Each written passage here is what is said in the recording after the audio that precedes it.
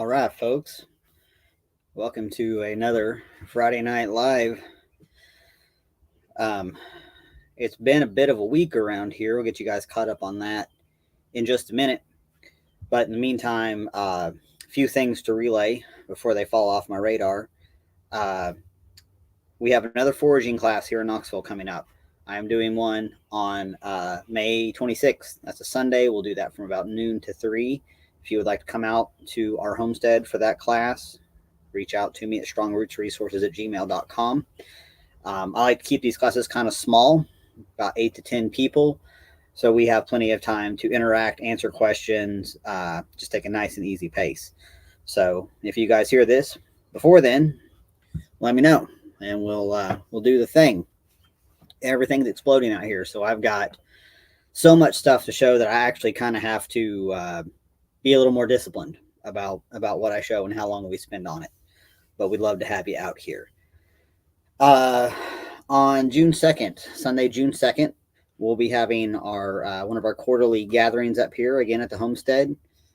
This is an opportunity to network with people with other interests in homesteading, off-grid living, natural living, regenerative principles, gardening, all that kind of stuff. We kind of pull from multiple communities, but everybody always seems to really enjoy themselves, and they leave having met somebody else and exchanged phone numbers and all that good stuff. So we're going to we've got that set for June 2nd. So if you are within a couple hours of the Knoxville area, it would probably be worth your time to come out. So let me know if you'd like to do that. We always have drinks and refreshments. We do a property walk for the first couple of hours, and then the second 2 hours are for bartering and swapping and socializing and all that good stuff. So let me know. And then finally, on May 25th, that's a Saturday, there is a native plant propagation class happening in Maryville, Tennessee, about 35 minutes from me. And if you check the notes or check the description here on the video, all the relevant details are in there. It's going to be a high quality class in various native plant propagation techniques. I'm signed up for it. I'm going to be there. So if you're in the area and you feel like that's worth your time, by all means. It's $85 for the class, the materials, and if you want the book, the lady who's leading the class also has a self-published book. You'll have all that plus the book for $115. I like books, so I'm happy to shell out $115 to learn how to propagate much more than $115 worth of plants. Plus, these kind of techniques are applicable across many ways. I've got a little bit, more than a little bit. I'm getting pretty good at, certain cuttings, root layering. I haven't messed a whole lot with grafting, a little. And I need to know more about what kind of mediums are appropriate, soil mediums, sand mediums, things like that for propagating a lot of these plants. So I'm looking forward to that class.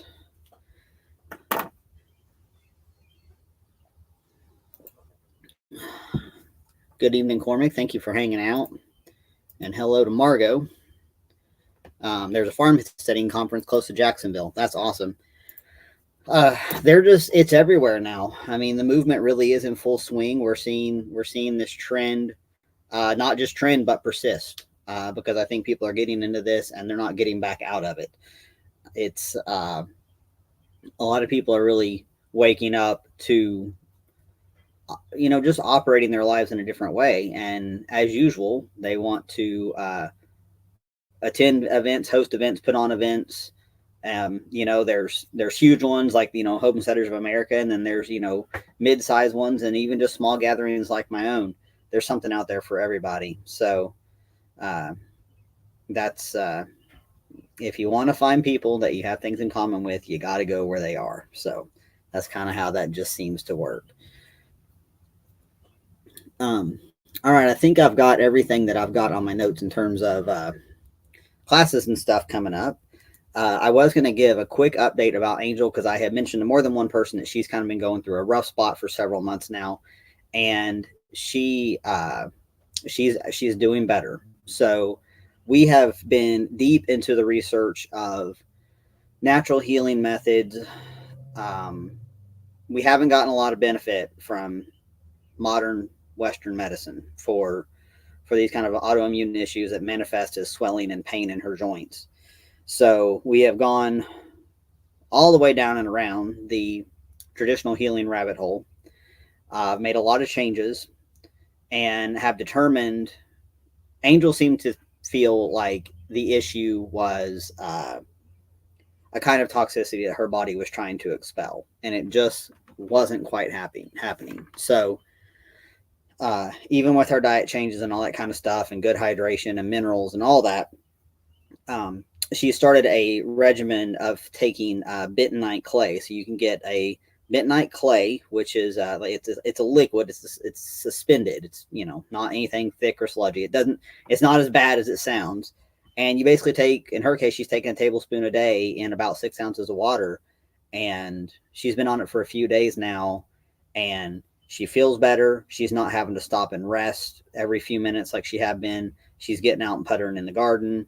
She's having a lot less pain. She's taking the dog for walks. So we're very hopeful that we're on the right track with this, and we're just going to keep plugging away.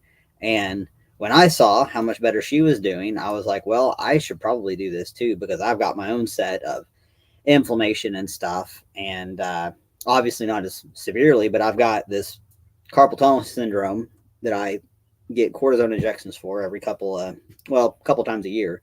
Would like to not have to keep doing that. So I'm going to be flushing some stuff out too. So I'll let you guys know if anything anything interesting happens. So yeah, this the brand. Howdy, good off grid ping. Thank you for stopping in. Margot says bentonite clay from Redmond Real Salt.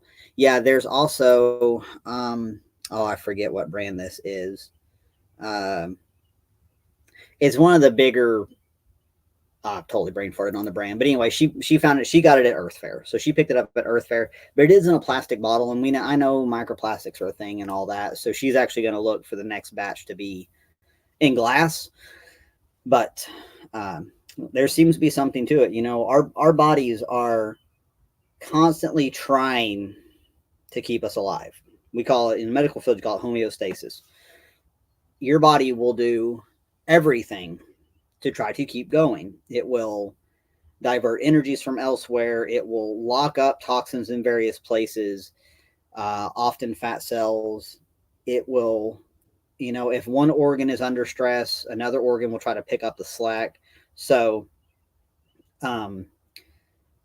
if we can not give it more work than is necessary and help it get rid of stuff that it's trying to get rid of, then I really do think we can heal ourselves to a large extent. None of us actually have a what they call it, we don't have a pharmaceutical deficit going on. We probably have a mineral and nutrient deficit, and too much of a toxicological load due to our environment and our foods and things like that.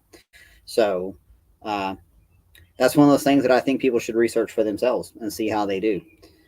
It's a pretty low, low impact, low risk thing to try. So yeah, Margot, you might, give it a shot. This isn't even something where you're going to have nausea or anything like that. It's just, you just suspend it in a little bit of water, and it's kind of a milky color. When you stir it up in the water, it will settle. So you kind of have to drink it sort of fast, but it's pretty low risk in my opinion. So I'll let you guys figure out what you want to do from there. I'm just reporting what we have noticed. And I do appreciate how many people have reached out about her and sent out the good thoughts and prayers and all that, because that really does mean a lot. And I think all those intentions do have good results. So I think all those things work together. So I was gone for an overnight. Let's see, Monday night. I came home Tuesday late. So I went out to West Tennessee to do some consults. Had 3 stops on the agenda out there. Checked in with a with a neighbor who's a little bit west of Camden, or a customer, a client who's a little bit west of Camden. Checked in with her, answered some questions, just went over some things with a just some follow-up questions because I had not been out there since early March, I believe. And then went out to Toolman Tim's property and met with Brian from the Lots Project, and we did a walk around out there because they had marked off various potential cabin sites for their move out there. And he just kind of wanted to get my opinion, see if I saw anything that was a big oopsie or no potentially. And on none of the sites did I see, nothing was like a definite no, but there were some that were better than others. And he didn't tell me which one they preferred the most. But as it happened, the one I liked the most was also the one he liked the most. A little more centrally located, a little shorter distance to various means of access and getting materials up, a little more flat, not as many trees to thin, just especially there were trees that needed to be thinned anyhow for the health of the rest of the forest. So yeah, so I think they'll have a good spot. So I was out there. I stayed in Tim's cabin for the night, which I'm really glad I did, and not in the tent, because we had a whopper of a storm that night. Rain, a little bit of thunder and lightning, nothing real crazy, but really heavy rain. And that would not have been fun in a tent. So it was nice to have a metal roof over my head for that night. And then that morning, I went out to see some folks in Buena Vista, Tennessee. I'm sure I mispronounced that, but that's out. Again, we're kind of talking, that's Carroll County, Tennessee. So on the west end, not too far from Kentucky Lake, and caught up with a fellow who I met at Self-Reliance Festival a couple of times. This is some land that is undeveloped for the most part. They've got some areas cleared, but he's interested in putting it together as kind of a family thing. So he had me come out there to get my eyes on it, offer some suggestions, provide some guidance on things like what's already growing there, what needs to be spared, how to clear, like how to selectively cut, and then how to design, the first couple of zones. So I've got a considerable list of notes to get written up for him. And I think we'll probably be working together a little bit more in the future. Yet to see exactly what that looks like, but we're just kind of playing it by ear, and we will. I'm going to send back notes, see what he needs from that point. Probably schedule a phone call, and we'll just take it from there. So it was a good site visit. Beautiful place, has creeks running through it.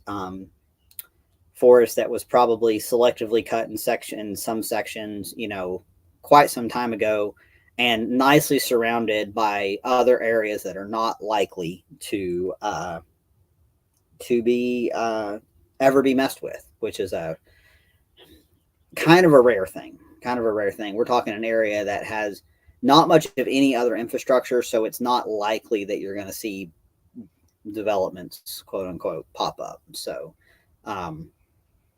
I know I'm being a little bit vague about location and all that stuff, but people like their privacy as well. So beautiful spot, and I'm happy to help them out with it.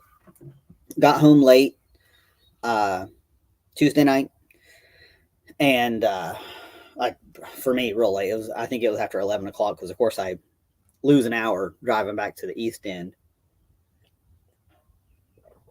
and had planned to be home the next day, which worked out because I mostly had stuff to get caught up on. Ran a few errands, went out to a nursery to meet a customer out there and pick up some stuff for her and hand it over to her instead of having to drive it all the way out to 2 counties away. And took Mama with me. Mama likes plants too. That's probably where I got it. And Mom hadn't been to this nursery before, so this one's open to contractors only. So I had Mama put on a company t-shirt, and we went and we looked at the perennial tunnels and the shade tunnels and all that, and worked on some ideas for some other jobs. And picked out some stuff for those jobs. She enjoyed being part of that process. So I think um, when I have that particular stop on my schedule, I will let her know if she wants to come along again because we enjoy it ourselves. On the animal front, I just put the sheep in a new paddock today. They're hanging out below my brother's house right now. For about 4 days, they were below mom and dad's house in kind of a little, I don't know, quarterish acre field. And they are on the mega charger right now. So we have young lambs. Two or three of them, of course, are rams, and they're at this stage where they might want to start to test the fence. And the uh, the idea with the sheep and the fence is that if they test a really strong fence, like the charger that I've borrowed at the moment, it's like a 36 joule fence. If they test the big fence, they get put back in once. If they continue to test it a time or two, test it by meaning they ignore it and they decide to get out. They decide to accept the shock and still get out. So if I am certain that I'm not having a fence problem, and I've got various ways of testing that now, then it's a sheep problem, and that sheep becomes food maybe a little sooner than it was going to become food, because one sheep getting out will lead to two, will lead to everybody. And you can go from nice, serene sheep rotationally grazing to the wrong kind of anarchy. Can't have sheep anarchy up here. So they're on the big charger for probably about another week or so. Mom told me she actually saw Primrose touch the fence, and she reacted strongly to it and took off running, brushed her nose against it. And probably not on purpose, because I've never seen Primrose, the donkey, try at once to want to get out. But she was probably just kind of browsing the grass and wasn't really looking up to where she was, and took the hit from the fence. So, uh, an animal that is contained is a safer and more useful animal for the homestead. That's why I don't free range anything anymore. Never doing free range chickens again, or turkeys, or anything like that. Everything has its place and has everything it needs as it's contained yet rotated across that place. So, yeah, that's the sheep report. Um, the rabbits are doing good, although unfortunately, I had to cull one of the babies, one of the oldest babies. I am not sure what happened. There is a syndrome called floppy bunny or floppy rabbit syndrome that could be caused by any number of things, according to what I was able to find and read online. It could have been some kind of infection, viral or bacterial. I'm really not sure, but I noticed that one of the older baby rabbits wasn't getting up. It was just laying on its side, and it would kick its feet and it would try to get up. And I took it out of the enclosure. I looked it over. I couldn't see any sign of injury. Nothing looked broken. But it also kept turning its head to the side, it was definitely having some kind of neurological issue. I held it for a little while. Like I said, looked it over, put it back in, tried to see if it would nurse from the mother. So I kind of got the mother on her side and put him right up against her belly, and he couldn't even hang on to the nipple for more than a second or two. So he was obviously undernourished. So I made the call to just go ahead and cull that bunny, because I didn't know if it was something infectious. And let's face it, guys, I can't be spending money on vet bills to go try to diagnose a bunny. So I just quickly and humanely dispatched it and buried it, and hopefully nobody else will show any issues. I want animals that don't have these kind of issues. Their enclosure is clean. I get the poop out and everything every day. I mean, they're on the wire anyhow, so it doesn't really collect a bunch of poop material. Water is clean. They get plenty of food. Their diet is right. So if I feel like I'm doing everything and I'm not making an error, then I just have to remove the animal that is sick and observe from that point forward. So But since that happened, I have been doing more reading on bunny health, and I do have a couple more people I need to talk to about it. But things got a little sidelined. Yesterday, Thursday, I think I'm a day off, so today's Friday, right? So Wednesday night and Thursday, so the bunny was sick on Wednesday. Wednesday night and Thursday, things got real sideways. Um, I went to jujitsu on Wednesday night, and about halfway through class, I just started to feel real weird and like nauseous. And I'm not a barfy person. This is not normally a problem that I have. I got some kind of, I think I got a little bit of food poisoning around Christmas, but I'm just not. I'm just not really a person with stomach troubles. But I felt nauseous, and it kept getting worse. And it got to the point I was sitting up in bed, and I had already grabbed the bucket. And I told Angel, I'm like, it's just a matter of time. It's coming, and there is nothing I can do to stop it. And sure enough, starting about the time we got dark, I got sick and continued off and on to do that again through the rest of the night. Did not sleep worth a darn. Did not, couldn't hardly move. Body aches everywhere. A little bit of a fever. And by morning, by Thursday morning, I was feeling better. The GI unpleasantness was done, but I was just pooped and just kind of feeling wimpy all around. So I was like, well, I guess it's an off day. So I called the customer I was supposed to go see that day, apologized, and rescheduled, and just took it easy. Made a pallet outside, laid out in the shade for a little while on the ground, got some grounding in, drank a whole lot of water with electrolyte in it, ate just a little bit, but I just didn't have a whole lot of a headache or an appetite. And I did have a headache all day. The body aches went away. And so I don't know if I just had one of those 24-hour bugs or if I was just, body got a little broken down due to stress and stuff, but I felt like crap. Went to bed early, and I've been pretty much normal all day today.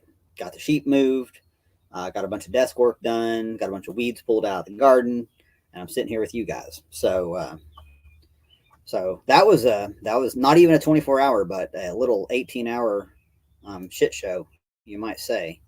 Thank you for dropping in, Digger. We were just talking about throwing up, because why not? So I could go a while before I experienced that again. When I was a little kid, I'll tell you guys an embarrassing story. I was horrified and terrified of the idea of throwing up. I don't know what it was, but it was like the worst thing possible that could happen to me. I probably would have chosen to get like punched in the face instead of throwing up. And some of my earliest memories are like I have multiple barfing memories. I don't know why I've retained that, but it's not so bad as an adult, but it's like I told Angel I was just sitting there with my bucket down by the bed trying to read a little bit, but it just kept coming in wave after wave, and I was like, I'm just ready for it just to come on so I can just get it over with. So after that third round, sometime around 2 a.m., I was like, okay, surely I'm done because there's like nothing inside of me left to leave. So let's not do that again for a while. That was kind of a bummer. But sometimes our bodies tell us that we need to slow the hell down. And I think that's how mine does that these days, is by getting sick, usually not for very long. Usually just for a day or so that I'm kind of out of commission. And I think if I try to push past it, it just gets worse and it just takes longer. So if I just say, hey, all right, I got to take an off day, that's just how it is. And fortunately, I am in a position where I can do that, where I can rearrange schedules and I can, move stuff around a little bit, and it'll be all good. Thank you for dropping in, Pip Knives. It is a happy Friday. I kind of kept forgetting today that it was Friday because, like I said, I was off by a day, and I almost forgot about the show. But fortunately, I have a reminder in my phone so I can sit down and get ready for it. Do I have you guys caught up before I go on to my main topic? I think so. We have talked about sheep and angel and barfing and all that good stuff. So, let's see here. All right. So we're going to talk about why do certain people, maybe even the majority of people, have this or attempt this absolute iron fist of control over their gardens and their landscape. And to be fair, there have been times when I have been this way. And then I realized that it was useless and a waste of time. So, we're at the time of year when everything has emerged. Everything's up. If it's going to be up, it's up. A lot of stuff is already flowered. And so it's in all the gardening groups and everything. It's photo after photo of, what is this? Is this a weed? What is this? What should I do about this? And if it is a weed, how do I get rid of it?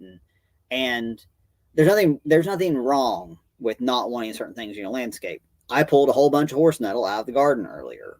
That's just part of it. I don't want giant horse nettle. I don't want pigweed. I don't want a lot of this stuff in the garden.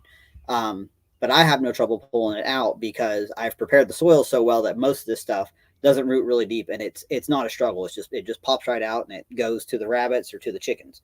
So, and in my world, it just all becomes soil and it's all good. But I've noticed that there are people who use really strong language about plants, and they have kind of anthropomorphized a plant to the point where they say that they hate it. And again, I have also done this. There are things I don't want around, and I have been bitten by enough calorie pear up here and gotten tangled in enough blackberry brambles that I have said bad things to these plants, and I don't like them, and I am continually on a mission to reduce their numbers. But there's like people out there that seem to be taking it like a personal affront that this plant has dared show up in their yard. I'm just going to go with the opinion that, what if you didn't have to have that attitude? What if you saw a plant as being there for a reason? Maybe the plant's trying to tell you something. In most cases, it's probably trying to fix the soil in one form or another. The most robust of weeds often will show up when the soil has been made bare. And they're just trying to fix things. Now, I don't know if plants have a personality or not. That's a whole other topic. And if you read The Secret Life of Plants, you may agree that plants do have personality and consciousness. But I think for the most part, they're just filling a role. And abundance is the name of the game, right? Every plant makes enough seeds, most plants, and the ones that we haven't messed with, they make more than enough seeds to make more of themselves, plus feed the critters that also help disperse the seeds, plus cover the soil, plus, become biomass to create more soil. That plant knows what it's doing. So I think we're in with the age of social media and everybody out there having an opinion and the ability to put that opinion out there, that I kind of feel like the whole I hate this plant thing is it's a bit much. I kind of feel like hate is a really strong word. We might want to be careful about how we use it, because I have also wondered if maybe plants don't respond to that kind of attitude with their own response of digging in and persisting, maybe. You guys know I'm always going to get a little bit out there with some of my thoughts, and 99% of this is unscripted. I'm running off of 5 little bullet points I threw down here on paper. But I'll use my garden as an example. I mean, let's go with what I know. So we built this garden up with a little bit of compost, but mostly cardboard, and then mulch paths, wood chip mulch paths, and a little bit of compost, and like a little bit of a topsoil blend. We just put it right down on top of a section that had been fallow cow pasture, 30 years fallow. And that's been 4 years now. 3 years. Yes, that's been 3 years ago that this particular garden was established. What I call the main garden where I would grow most of the vegetables.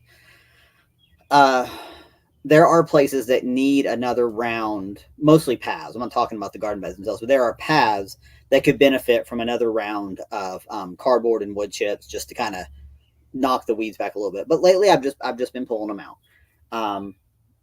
The pigweed, the horse nettle. I'm hardcore on pulling out things with thorns because I don't like dealing with them. Other stuff I don't worry about. There's big patches of clover that have filled in some of these paths. I don't care. It's going to make its way into the beds, and when that happens, I just pull it out at the edges so I can have the space in the bed to plant. But I don't mind walking on clover, and clover's a nitrogen fixer. And it's, the bees like it. It's a bee food. And anytime I need less clover in a particular space, I just pull it out, and I take it over to the rabbits or chickens. I guess I see weeds in a different light because I'm not stuffing them in a garbage bag and sending them to the landfill. I'm turning them into meat and eggs. So maybe people would have a different attitude about weeds if they realize they could be part of a closed loop system, and it's not just an aesthetics thing. So clearly, there are certain aesthetics that, I don't have like this kind of pristine aesthetic at all. That's not important to me. I want diversity with just a little bit of what probably to my eye looks like chaos, but to the plants, everything's cool. Like they got this. They know what's going on. They're responding to the conditions that they're being given. And on the flip side, I answer this question a lot when I do installations for people. Well, how do I keep the weeds from coming in? And it's not a popular answer, but the answer is you don't keep them from coming in. They are going to show up. You can put down, yes, you can use weed fabric, and there are techniques where you can do less of manual weeding, but they're still going to show up. Even if you put down landscape cloth, even the good quality stuff, which I have used on jobs, and I do use it on occasion. Over time, leaf duff, grass clippings, that stuff's going to build up on top of that material if you don't knock it off.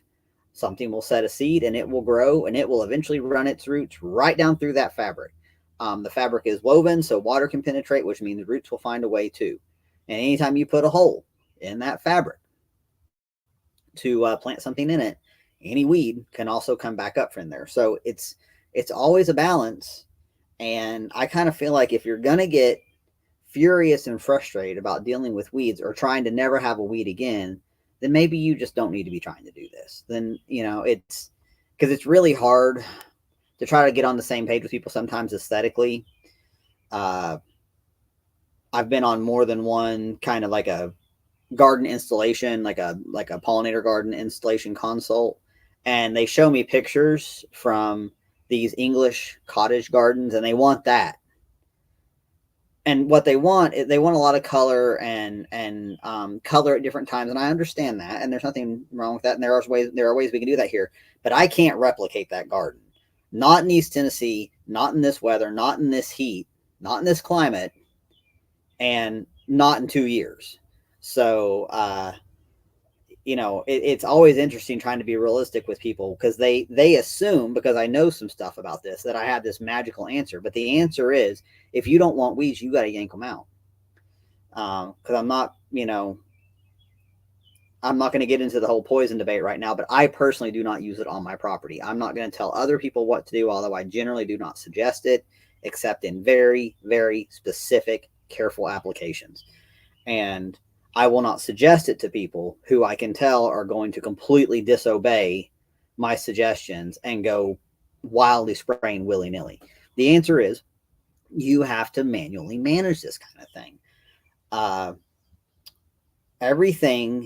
The land is always in a state of progression.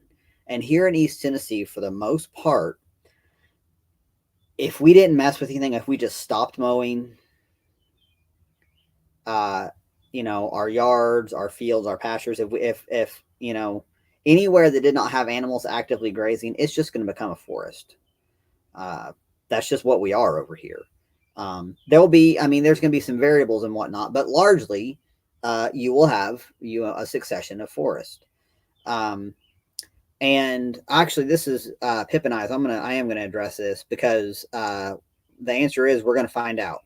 So Pip and I's is asking about, well, flamethrower, but there are flame weeders. So there are, and I get it, but you know, it's funny, but there are flame weeding is a thing, and it is a way of kind of using prescribed fire in a very contained setting. You have to be very careful about this, and you know, be careful, make sure if there's permitting to be done. Probably not on a small scale, but this could be a whole other show. But if you're looking at like wildlife habitat management, and there are people who consult exclusively on this, and they have way more knowledge than me. But in general, as a rule, prescribed fire or small scale flame weeding can buy you some time there. But what's interesting is that sometimes there are certain seeds that are awakened by fire. That's why, you know, there are places, you know, like the U.S. Forest Service will have prescribed burns for a variety of reasons. You know, fire is part of nature. Lightning strikes, has you know, that has a role. Starting fires in forests has a role through natural means to you know, it reduces certain kinds of brushy growth, and it can help you knock back some of the stuff that you may not want to have. So I have recently picked up a flame weeder, and I'm going to give it a test run in a couple of spots. And I'm also using it for, there's an installation job that I've been working on just a little bit at a time. And it's got landscape plastic, and I need a specific size hole for planting some stuff in this landscape fabric. And you can do like a quick burst off your flame weeder and just melt that hole instead of cutting it and it shredding and having little bits of this stuff everywhere. So, and you know, what is off-grid ping makes a good, you know, he makes a good comment here. Some of the weeds turn out to be evening primrose and St. John's wort. Exactly. It's a matter of opinion. What I am seeing these days in some of these discussion forums and Facebook groups is that when somebody posts a picture of, let's say, wild lettuce, yes, to most of us that is a weed. We don't want a whole lot of that in our garden. But what's interesting is that there are now all these other follow-up comments that are saying, yes, it's a weed, but it also has these uses. So the forager in me is very happy to see that conversation kind of evolving, and it's not just this black and white, this thing bad always, this thing, like, plants aren't evil, okay? Plants can't be evil. They're just doing their job. Even the thorny stuff. I think thorny stuff grows because it's trying to keep people off of it. I think it's trying to make it less desirable for things to get in there to wreck it, to wreck the soil. And you think about the only things that really move through really thick brambles are like your rabbits, because they're just down there on the ground. They're digging their little burrows, pooping on the ground. They're not messing anything up. And it's only because we have all this technology and all these machines available to us now that we can get in and we can make a big mess in a very short amount of time. So, and if you make that mess and then you don't immediately start a remediation process, guess what you're going to have? You're going to have everything with thorns, like Digger says, Canadian thistle. And I get it. And for those of us who have pastures, we don't want a lot of thistle. Thistle can be a problem for ruminants. We do have it out here. But on the flip side, you know what loves thistle? The goldfinches. The goldfinches, that's one of their main foods. So it's like, and you know what goldfinches do? They eat a lot of the bugs that wreck your garden. So it's all about striking this balance. And I'm not advocating that we annihilate any one thing all the time, or that we let everything go hog wild, because I want to be able to walk around in my yard. That's why I mow every other week. It's you know, some things we ought to do for the sake of not being aggravated all the time. But with that said, we can be a little. I think we should be a little bit more discerning. Pip and Eyes wants to know who has a fire extinguisher in their gardening EDC. I have one in the Jeep because you never know. You never know. I have rolled up on more than one car crash where I couldn't tell if that was the particulates from the airbag or an oil fire under the hood. So yeah, gosh, who doesn't have a fire extinguisher in their EDC? I mean, like I said, I'm usually pretty close to the Jeep, so it's there. If I'm here, the Jeep's here. If I'm on the job, the Jeep's there too. So yeah, throw a fire extinguisher in your car or on your lawn tractor or something. Pip and I saw a wild rabbit on my dad's 3rd-acre suburban house lot. Yeah, rabbits are one of the most adaptable. I mean, they're everywhere up here. They've got so much cover. But yeah, I mean, rabbits are, they, in a lot of ways, they thrive in suburban landscapes. It's just that you only usually see them as the sun's going down or the sun's coming up. They're not usually out during the day. They're underground during the day and they come up at dusk and dawn.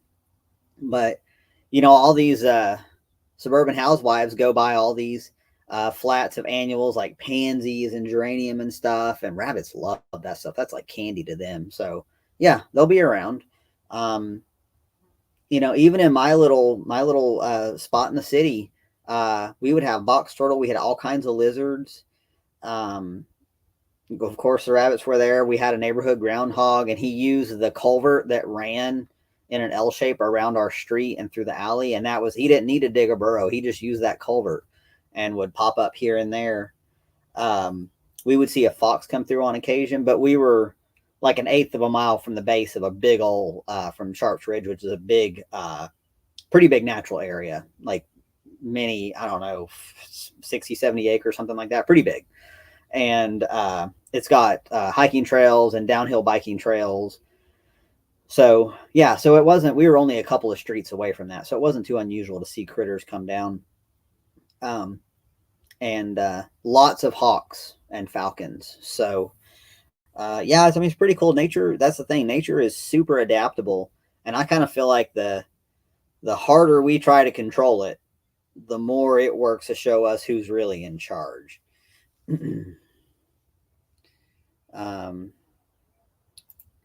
Digger says, I used to have a horse that ate the thistle. He's long gone and it's going wild. Yeah, I mean, it sets a ton of seeds. So I kind of know, like, where the thistle is. It's not just in the middle of the pasture. It's on edges. It's not in areas that I really try to control right now. And the sheep eat so much spiny stuff. I think they'll actually eat that too. They just don't care about the texture. I don't know what it is about that little mouth of a sheep, but they strip off the blackberry and they eat on the locust and all that stuff. So, but I think I want to say that thistle is more of a problem for cattle, because I remember my great grandfather talking about having to dig it out of the fields because it was a problem for them. That's one of the reasons why we have sheep. They can eat more stuff, and their rumens are a lot more tolerant of variety. Cows are a little more delicate on some things, as I understand it. And frankly, for the most part, they're just bigger than I want to manage right now. I can wrestle a sheep if I have to. Margot has box turtles and tons of lizards. So speaking of box turtles, in case you guys don't know, I have an affinity for turtles, and I always have. So I'm always real excited when I meet one out in the wild. So about 2 weeks ago, I found a box turtle in our driveway on the gravel, a young one too. His shell was maybe only about 4 inches across. So I moved him out of the driveway where he would be safe. So if you ever encounter a box turtle, like crossing the road or getting into the road, just take him across in the direction that he's moving. He's not going to turn around and go back in the road. He knows where he's going. Box turtles spend their entire lives within about 1 square mile. I see posts from time to time where somebody's like, I picked up a box turtle in the road. What do I do now? Put him back. They can starve to death if they're outside of their zone. Yeah, just move them across the road. So when I was driving from Tim's to my customers on Tuesday, I was on some, windy ass backcountry roads. I stopped and I moved 3 turtles after that storm, because they'll come up, if they've been anywhere near, when it gets real wet, they'll come up to higher ground, and you'll find them crossing the road. So yeah, 3 times I stopped and kind of pulled the Jeep across and kind of blocked the center line, and picked him up, said hello, parked him on the other side, and there wasn't much traffic. Fortunately, I didn't get smashed by a car. If I ever get hit in the road, it's because I was probably trying to move a turtle, guys. Let's be honest. So yeah, turtles are great. I think they have a ton of wisdom, and sometimes look up the Native American legends about the turtles and where the concept of turtles all the way down comes from. It's an interesting way of thinking about things. So that is kind of my nature rant for the day. I mean, I know you guys are pretty much on board. So, y'all that are probably listening to this or hanging out in the comments, you know where I'm coming from.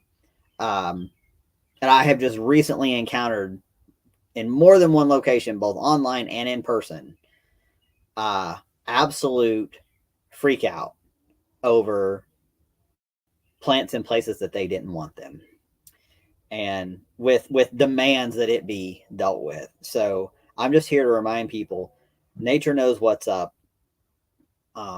Work with it. Go back and refresh yourself on some permaculture principles. I kind of feel like if we applied, now most of us will agree that the 10 Commandments are a pretty decent set of rules, and most cultures have something of the sort. Pretty good set of stuff to follow, regardless of what you actually believe in. You add those 12 permaculture principles in there, you could probably be a pretty happy person, because you can apply it to your life. You don't even have to just apply it to your land or your business or anything like that. You could just apply those principles to the way you conduct yourself in the world, and you will be a happier and less stressed out person. So yeah, Margot has been honked at when I was moving a turtle. I moved a turtle one day. I was on my bike. I was riding to my nan's house back when I was taking care of her. So I'd use the bus for a portion of the trip, and then I'd hop off and ride my bike the rest of the way. And there was a turtle, little box turtle, trying to cross the road. And so I laid my bike down across the center line and got out and, flagged the oncoming car, said, "Hey, hold up." Looked who was behind me, said, "Hey, hold up." And just scooted him over. I mean, it took 10 seconds and went on my way, but somebody passed me and honked as they did. You know what? I got nothing kind to say to those kind of people. I had an experience where I was driving. Angel and I were going camping. This has been years ago now. We were going camping in Hot Springs, and it was one of those times where we're like rolling in after dark, because I only got a short weekend. So we would leave Friday night after work, and there was a turtle in the road, and I ran over it, and I felt awful. I just couldn't quite see it. At the last second, I was like, I think it's a turtle, and I tried to miss it. But again, we're talking windy country road with no street lights, and I hit him. And I was like, oh God, it was awful. I mean, I almost cried. I have such a giant heart about animals in general. I mean, guys, it was hard to call that rabbit. I didn't want to do it, but things like that you just have to do sometimes. But when I hit that turtle, I just had the worst feeling. And that ended up being the worst camping trip ever. We, if I remember this correctly, this was the one where we realized we had forgotten the hubs to the tent. So we didn't even really have a tent. This giant storm blew in that night. It was like knocking down trees. It was like practically a tornado. And the night before, like the second night was the big storm. There was some kind of absolutely massive locust-looking bug attack that you couldn't have any lights on because they were just constantly flying in your face. I'm talking about bugs. I mean, they were like the size of bats. It was terrible. And we packed it up halfway through the second day. We were like, screw that. This is awful. We're going home. And on the way home, we were passed by somebody doing like 90 miles an hour down the interstate. And about 30 seconds later, we caught up to this giant, like 3 or 4 car wreck that had happened because they lost control, rear-ended somebody, rolled their vehicle, rolled another vehicle. And so Angel and I are caught up in this traffic. And since both of us, I was still on the ambulance, since both of us had medical experience and we had gear with us, I was like, well, here we go. So we were out there, rendering assistance and stuff until EMS got out there. And I'm not saying that turtle cursed me or anything like that, but I think I had such a bad feeling after hitting that turtle that things just kind of manifested from that point forward. So, if you get mad at the weeds, I think the weeds are going to hang out. If you adjust your attitude a little bit and look at things cooperatively, maybe if it's just a difference between composting those weeds and letting them provide a service back to the soil instead of throwing them into your garbage can. It's just a thought experiment, right? So don't get so mad at the weeds. I'm going to remind you all as much as I'm reminding myself. Move the turtles out of the road. And I think I'm gonna wrap it up there because I think Angel's got dinner ready, and I'd like to spend some time with her this evening. So, if you guys need anything, you know how to get a hold of me. Let me know if you'd like to come out to any of the gatherings if you catch this on the replay. And otherwise, y'all have a good night and a good weekend, and we'll talk to you next time.